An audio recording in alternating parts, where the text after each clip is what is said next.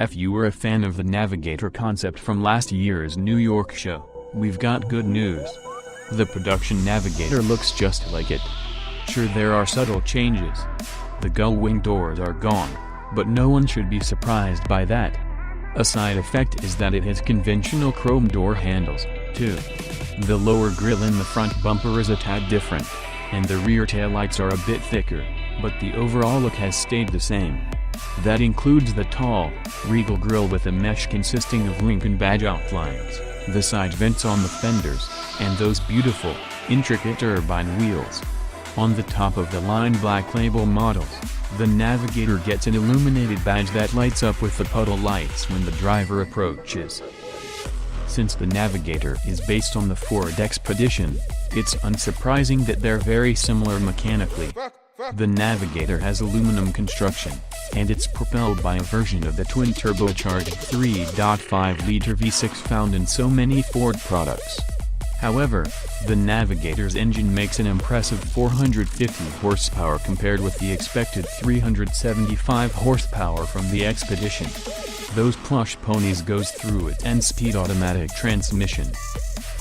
Inside, the Navigator stays true to the concept, and most important, shares essentially nothing with the plebeian Expedition.